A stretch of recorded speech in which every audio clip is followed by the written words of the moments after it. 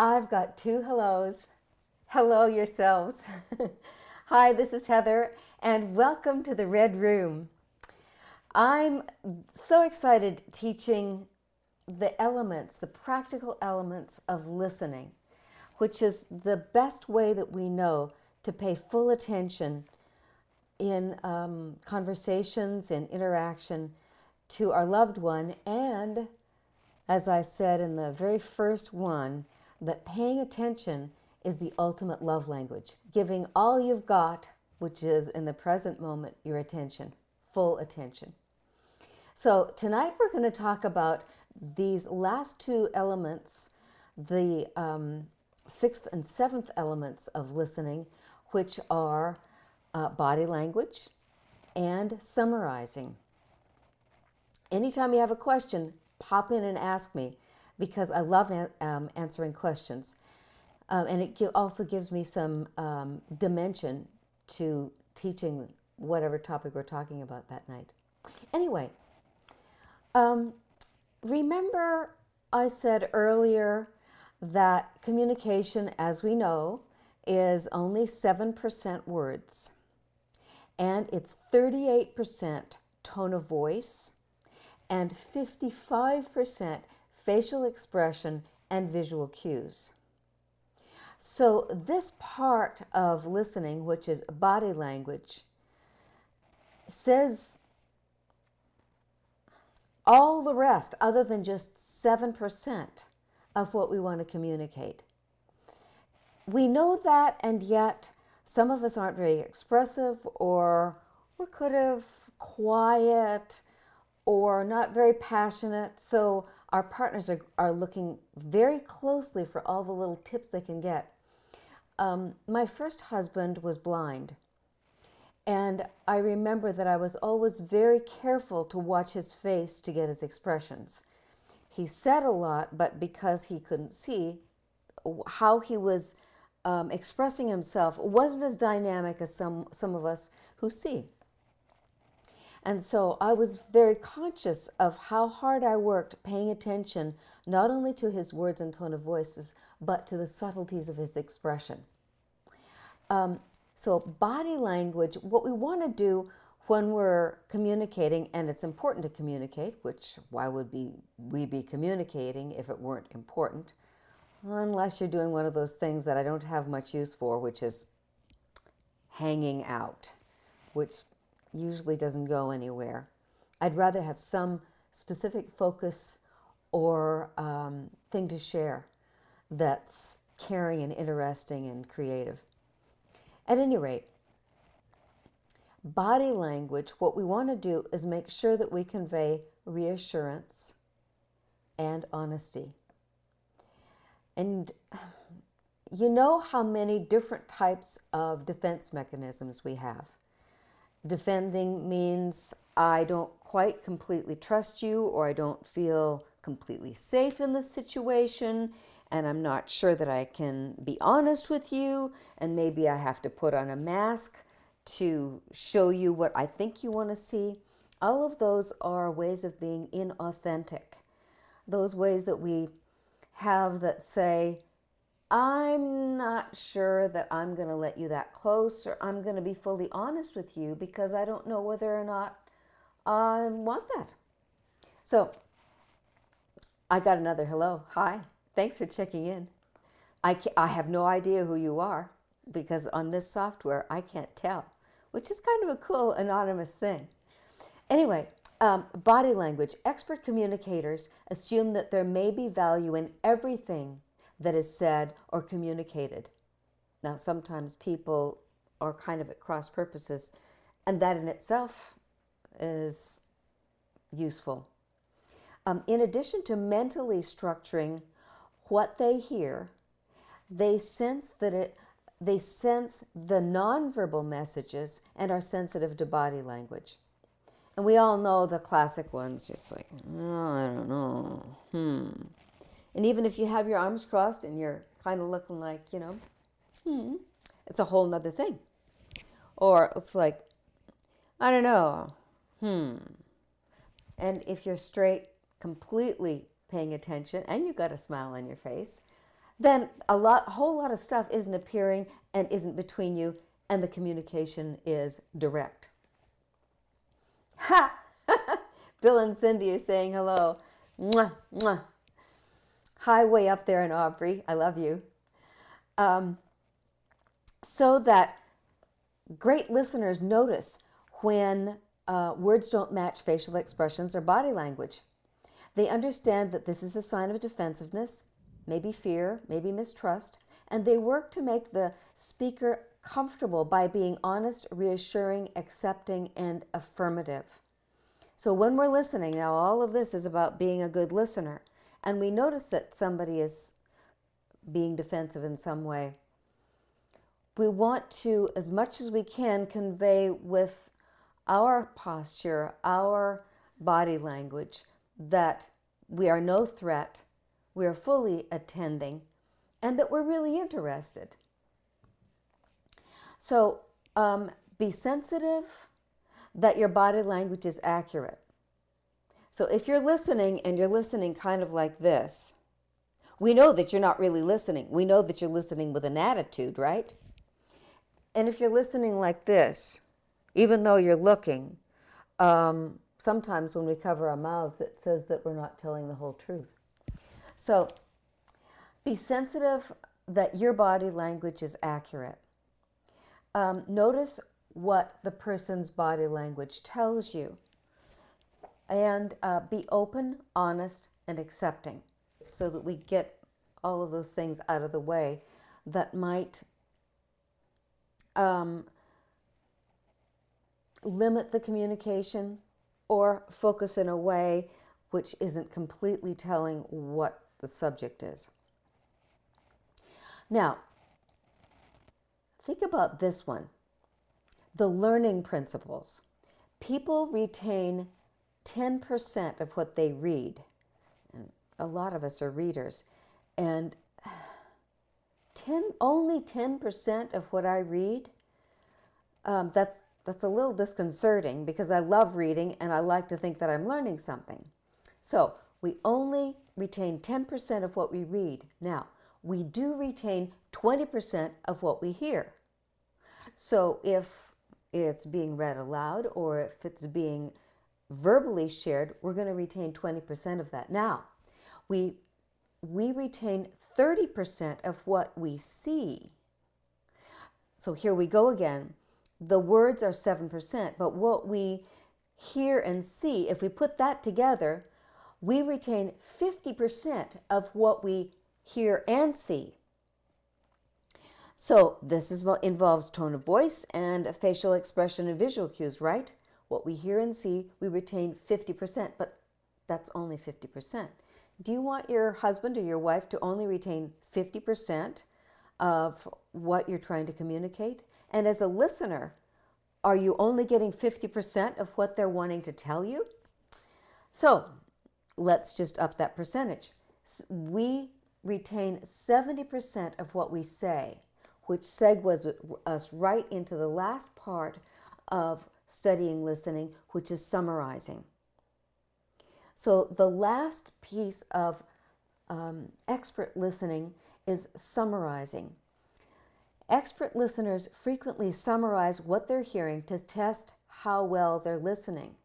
So notice, as a listener, I'm taking responsibility to make darn sure I'm doing it right, I'm doing it well, I'm doing it as best as I can, which means I will summarize because I know that helps me retain what I'm hearing, and it also helps me get the accuracy of what the other person is trying to express.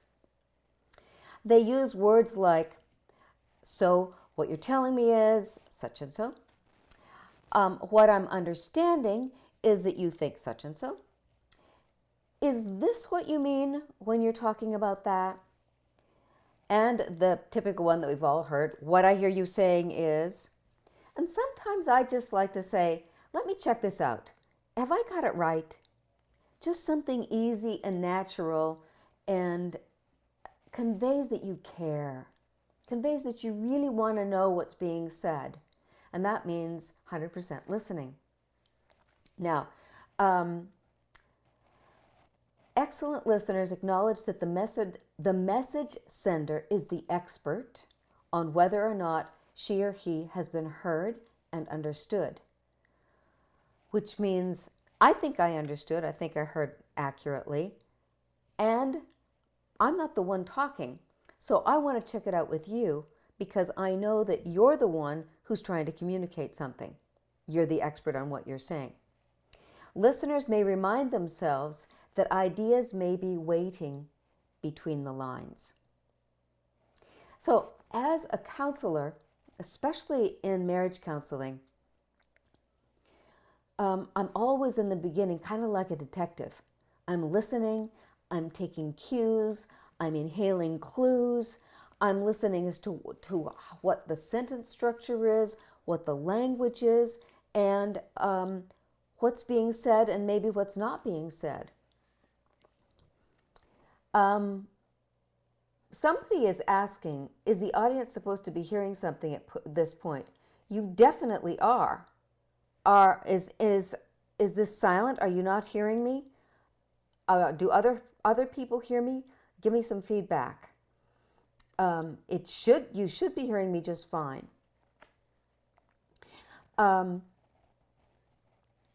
Speaking of listening, so listeners may remind themselves, yes, Heather says you should be hearing something.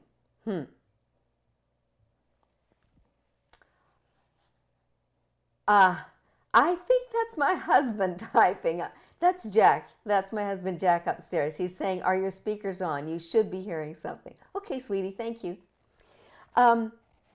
So listeners may remind themselves that ideas may be waiting between the lines, which is what, as a counselor, I always know, because I'm just getting to know these people and I'm learning how they communicate. So I'm listening, watching, thinking about the words they're using, what they're saying, and maybe what they're trying to intend.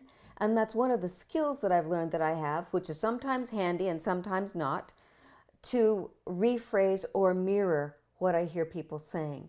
And sometimes I have, because this is my career, sometimes I have a better vocabulary. And so often people will say, that's exactly what I wanted to say, but I didn't know how to say it that way. It's really nice when I know how to say things that kind of model for people how to say, I respect you, I care about you, I validate you, you're a blessing in my life, etc.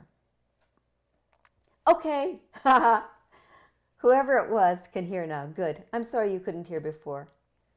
And incidentally, at some point, we'll have enough of these recorded that we'll put them on the internet and you can go and listen to them at your leisure and not have to tune in at 8 p.m. Anyway, there's one last piece of that learning principle. Remember, we get 50% of what we hear and say. And then we get 70%. Oh, wait a minute. Erase that. We get 50% of what we hear and see.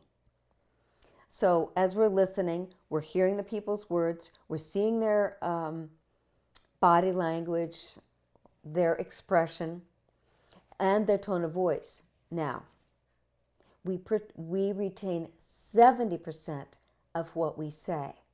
So in this summarizing component, if we summarize accurately, we're going to retain 70% of what our beloved has just said, or what has been said in the conversation. So that's another way for me to be a fabulous listener, is to say what I just heard communicated, because then I'm going to retain 70% of it. I'm going to remember it. Now let's just up it.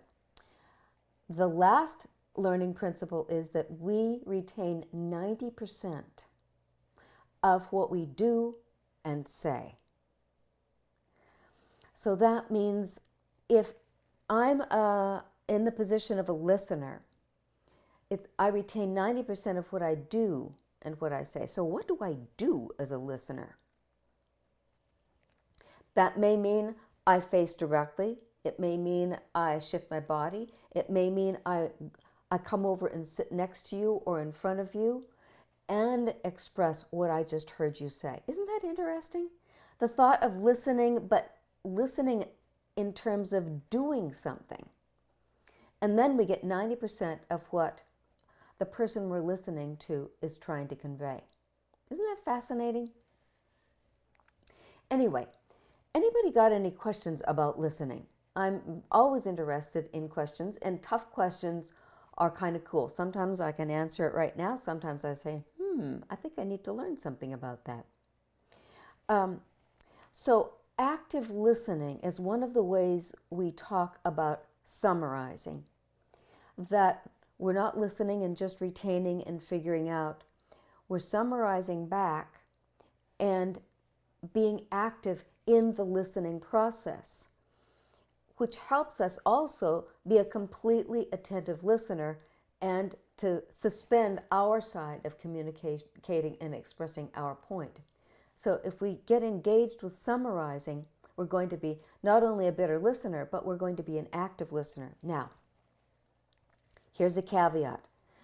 It's very important when you're communicating, especially with somebody that's really close and important to you, that you don't let them go on and on. One of the basic rules for good communication is only one topic at a time. And women tend to do, well, it just depends on if you're a very free and easy communicator, and you know there are people who are like that.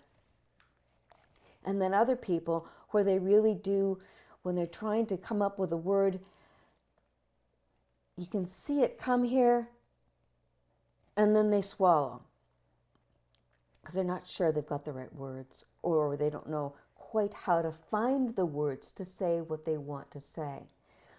Those people, they're going to require you to be patient and in essence to sit on yourself, to sit on the time and make sure that we stop time and give them the space, the time to speak. And those people who are reticent with words or who really don't have the verbal skill, you know, they're more kinesthetically skilled or they're more orally skilled, and the words don't quite come into sentences. That's the way they've described it to me anyway. And they need to think about sentence structure, especially when it's something that's important to them. And we need to give them time. And I've sat in silence anywhere from 5 to 20 minutes, patiently waiting, giving that person the space that they need to find the words to say accurately what they really want to express. Now, you can imagine if it takes somebody 5, 10, 15 minutes to speak their words, it's something that's very important to them. And think about how much we miss when we encounter somebody like that who needs a little extra time and who needs quiet, because all that noise around them from other people disrupt them trying to put together their thoughts in words. Think of how sad that might be. Those people, the extroverts, the glib people, the people like me where my words just come without me even thinking, I could just walk right over and not really hear what they need to say. So active listening sometimes means doing nothing and actively staying engaged, paying attention, cheerful, and relaxed, so that I know you've experienced this where whoever is listening to you says, come on, come on, come on. We don't have a lot of time here. Tell me, you know, get it out, which is stressful, and it feels like you're not worth the time that you need to fully express yourself. And it may not be the other person's intention, but that energy is still there. And most of us are pretty affected by it and sensitive to us. Somebody commented, my husband pays more attention to the dog than me. Oh. You remind me of a couple I was working with a couple of years ago. They were pretty hostile. They were both hurt. They were both angry. And they had a dog. And one of the things that he said, it kind of came out, sideways. It's like that kind of thing. That he knew that she could say loving words, although she hadn't done that with him, except in the very beginning of their relationship, because she talked loving talk to the dog. She stroked the dog, she cuddled the dog, she loved on the dog, and he didn't get any of that, which says rubbing salt in his wounds. She was so angry at him that she wasn't being loving to him, and he, right in front of him, she was being loving to the dog. So I like that question. Can I attract him better? Of course you can. So let me guesstimate here. If your husband pays more attention to the dog than you, now, number one, we all know that dogs are pretty much happy campers, and that whenever we're around them, they're happy to see us and they're happy to interact with us in any way. So it's a positive, cheerful experience. And if we're healthy, all of us are attracted to that kind of happy, hi, good to see you, I like you. Now I'm wondering if there's something unresolved between you and your husband where you're not completely happy with him, or maybe there's something that you wish he would change and he feels like you don't accept him as he is. And that's one of the things that our men need more than anything, to be accepted just as they are and not asked to change.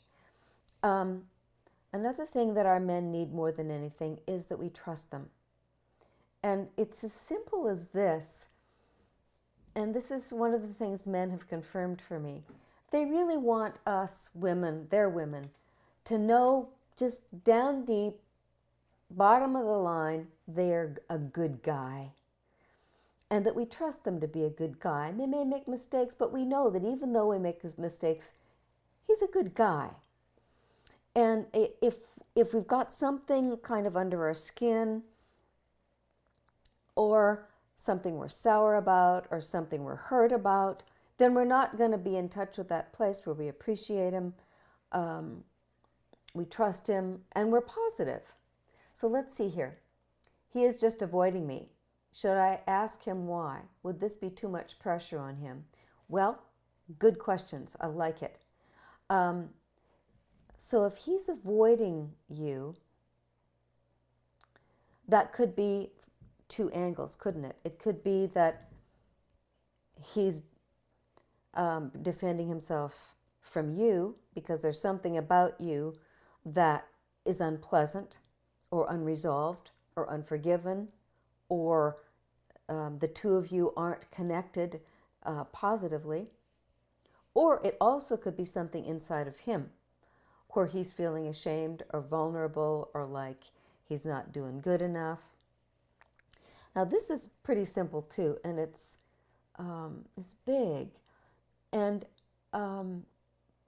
every man I've talked to agrees with me on this piece about husband and wife relationship.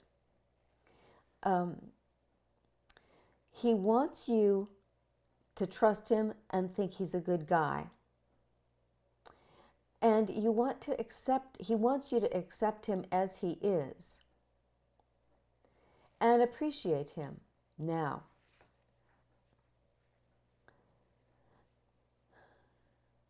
if you aren't happy, if there's something going on inside you where you're sad or you're irritable or you're angry or you're upset or depressed or just grouchy, whatever it is, our men naturally assume that it's because they aren't a good enough husband, which is not the case most of the time. A man, there's something, and it's a beautiful thing, it's a powerful thing in our men, where they know if their wife is happy, they're a good husband, they're doing good. If their wife isn't happy, then there's something not right that they're doing. So you're saying, should I ask him why he's avoiding me? Would this be too much pressure on him? Would it drive him away? Well, I think that it depends on how you do it. if you do it with, how come you're avoiding me? I've had enough of this, blah, blah, blah. Well, yeah, he's going to go in the other room, right? But if you ask with what we call cushion statements, and that means that you set it up so that you make sure that he understands you accurately, and that your intention is you really truly want to know, and it's not because you're going to judge or criticize him in any way. And so what you do is you say in the beginning some cushion statements explaining what you're wanting to know. Then you explain what you want to know. And then in the bottom, you put some more cushion statements, kind of taking the pressure off of him. And then you won't drive him away. I mean, he's married to you because he loves you. So let's see. So you're wanting to ask him, why are you avoiding me? So cushion statements for why you're avoiding me. Beforehand, you say, dear, I've been thinking about something and it's bothering me, and I know that it's not really anything that you've done, and I don't know if you're ready to chat for a minute right now. It's just a simple thing, but I really need to get it off my chest. Would this be a good time, or do you want to wait for a couple of hours, or do you want to talk to me tomorrow?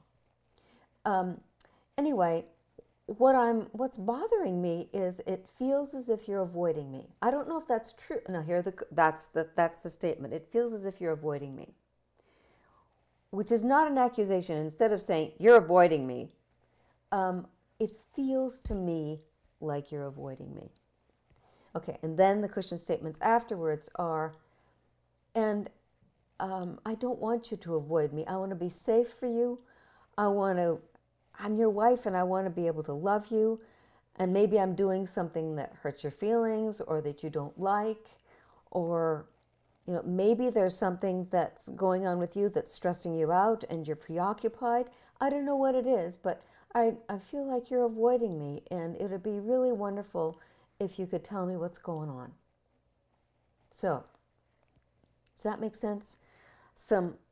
That was a lot of things to say. That was a lot of cushion statements, and it was me just giving you an example of how you say in those words are good. Yes, good. I'm glad.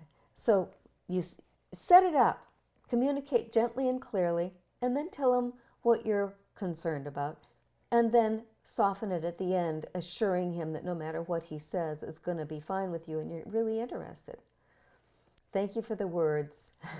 Yep. I'm one of the ones that's good with words, and it pleases me greatly that it helps at all.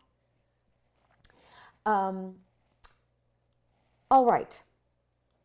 So I'm finishing this piece on active listening with summarizing, and the last piece of summarizing is checking out your understanding. Good. You try it and then get back with me. Email me or come back on the Red Room next week and let us know if it helped. And I've got lots more of information on communication for couples too. Incidentally, I'm starting a new couples communication class this Thursday, Thursday nights at 7 o'clock for an hour and a half, just 4 Thursday nights in my office, just a small group. It's not a therapy group. It's me just pouring out all the information that I have to give you the tools, the best tools that I know, just cranking you through them.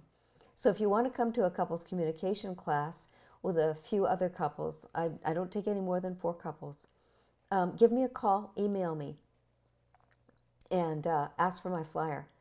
Okay, so check out your understanding. When you're summarizing, one of the reasons you're summarizing is not just to say, is this a summary of what you said? No, it's to say, am I understanding you? Think about how kind and caring and attentive that is. Am I understanding you? I really want to understand you. And that means that I'm going to learn 70% of what I say if I say it out loud and check it out to see if I'm understanding you. So it's not only for you to respect the person who's speaking as a good listener, it's also you making darn sure you're a good listener, not just for them to feel like they're listened to and paid attention to, but that you get what was said. And if you're talking with your spouse or your beloved or somebody you care about, you want to know it and you want to retain it for next time so that you know what they need, what their taste is, what's sensitive to them, etc. So active listening through mirroring them and checking out your understanding. Has anybody ever done that to you, where they've checked out their understanding? Sadly enough, I don't think it happens very often. And when I experience that from somebody, it's like, wow, this person is expressing the utmost respect for me and respect the public form of love and affection, the private form of love. And having somebody mirror back and check out what you said. Just think about it. Has that ever been, sometimes it's never happened to you. And what a gift it is to give the person you're communicating with. Okay, now that takes us through all 7 parts of the basic skills of great listeners. Gotta go? Bye. See you next week, I hope. Or send me an email.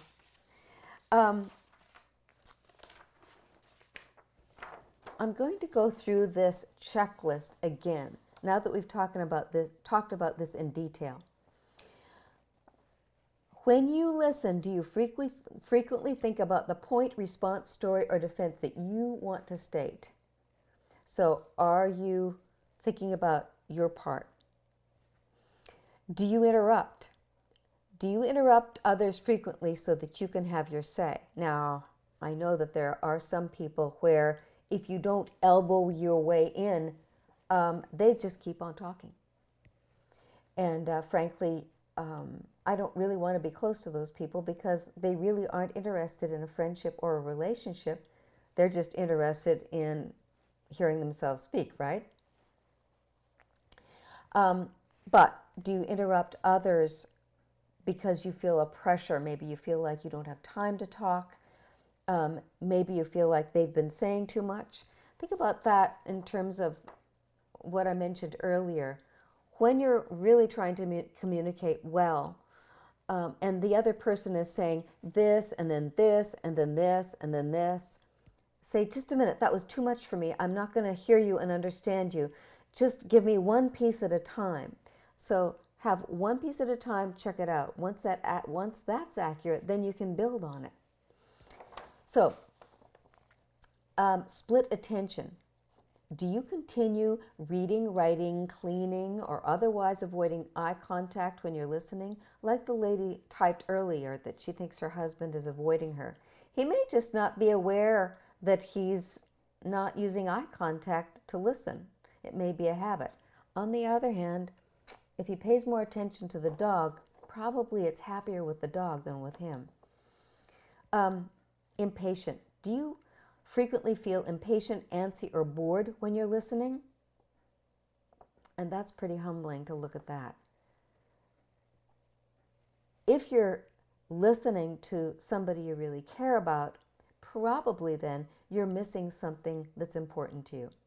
Now, if you do get impatient or bored with somebody that goes on and on and on about, maybe the dog races or whatever it is they're interested in, but it really isn't a topic of interest to you, then you've got some choices, don't you? Either you care about them so much you're willing to learn about it, like if I were to have married, because I got mine, I got my guy now, but if Jack had been a football nut, find my guy, love him, he's the one, and he's a football nut. And I've only been to 2 football games in my life. Well, guess what? I would make it my business to know more about football. So if you feel antsy or bored when you're listening to somebody you care about, maybe you care about them enough to learn about what they're talking about. Or, on the other hand, that person may not be aware that you're impatient, and you can interrupt and do some mirroring, some active listening, and then move to another topic. It just depends.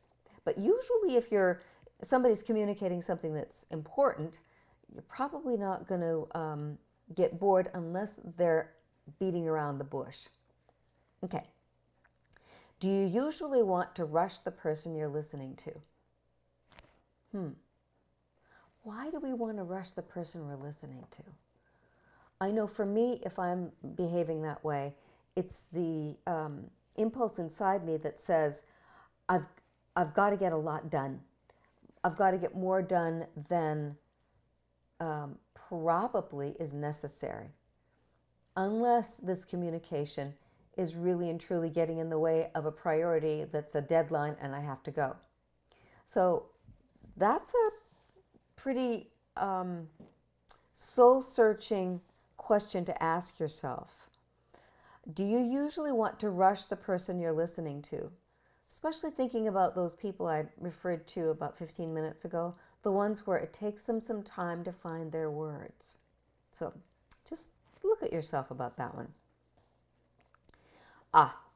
And this is with familiars, right? Do you frequently think you know what people are going to say and cut them off before they finish? Like with saying, oh, I know what you mean, or yes, I know, or I've got the picture and let's go on, or but such and so. So it's kind of like being a know-it-all, and it's really not paying attention, and it's cutting them off. And you and I know that there are people who use 5 times more words than you would. And you also know people who are insecure about their communication, and they say the same thing 5 different ways from different viewpoints. That's then time for cushion statements and to ask for just an expression of it one time. Okay, first word. Do you generally prefer to talk first and then listen?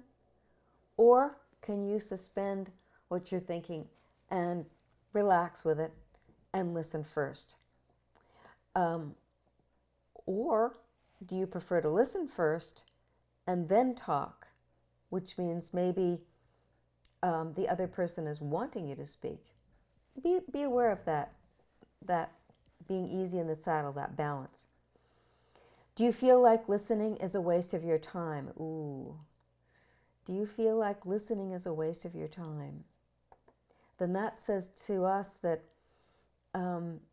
you've forgotten how important relationships are. You've forgotten how important friendships are. Now, yes, listening may be a waste of your time when it's some acquaintance that's talking about some trivia. But when it comes to people that you're working closely with your spouse, with your kids, with your dear friends, listening should not feel like a waste of your time. Because remember, listening is the ultimate expression of love. The courage and the self-discipline that it takes to pay full attention. So look at yourself. Do people close to you frequently complain that you don't listen? Now, maybe you do listen. And then you want to ask yourself, well, what is it that I'm doing that makes them think I'm not listening? And sometimes what you need to add in there is the summarizing part, the active listening or the checking it out part, where you mirror what they said. Oh yeah, you were listening. You did get what I wanted to say. Wow, thanks. And then you're more connected and it's more positive. Do people frequently repeat themselves or talk louder and more emphatically in an attempt to get your attention? Now, we all know that when we get into arguments or fights, this can happen. And you know, it takes 2 to fight. And that if a tone of voice is raised and we're starting to feel defensive, we can stop it right there. We can avoid any fight by moving into the listener mode. It's as simple as that. If you find somebody's raising their voice, at that point, use your listening skills and mirror back, summarize, check it out, and say, wait a minute, let me check it out. Am I understanding that? Da-da-da-da-da? You'll short circuit and you won't get into an argument, you won't get into a fight. That's all you have to do. Well, I'm sure there are anomalies. Nothing's 100%, is it? And then, are you frequently preoccupied with your own thoughts and concerns so that you're not tuned into the world and people around you? Some of us get that habit, and it's a habit sometimes we get when we're very young, particularly if you're a quiet person in a loud, noisy household where you just relax and you just tune out. Sometimes it's because you're feeling, what's that word? Swarmed with information, swarmed with sound, swarmed with people, and you check out. Or sometimes there are people who don't listen and you just give up. Sometimes because pure and simple, we don't want to do the work, because remember, listening, paying attention is the work of working on a relationship. It requires self-discipline and it requires courage.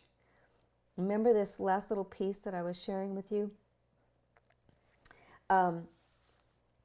Do people frequently repeat themselves or talk louder and more emphatically in an attempt to get your attention? If they're talking louder, pushing, it can go into conflictual or unpleasant or an argument. All it takes is for you to flip into the self-discipline of not talking and listening. All it takes for you is to be courageous enough to know that you're going to take care of whatever it is that you need, and you put it aside and you'll get back to it, but have the courage to withstand whatever it is somebody wants to say or communicate. I like, we've got somebody saying, I like move into the listener mode to calm them down. It also calms you down if you move into the listener mode. It's a place, if you think about when you've really and truly listened, something happens inside that's peaceful. And when I'm thinking about this, what comes to mind is one of the highest levels of listening, and it's called spiritual companioning. I don't know if you're familiar with one of my very, very favorite parenting books. It's called The Family Virtues Guide. And it was written by a Canadian, Popov, P-O-P-O-V. I should type that in for you.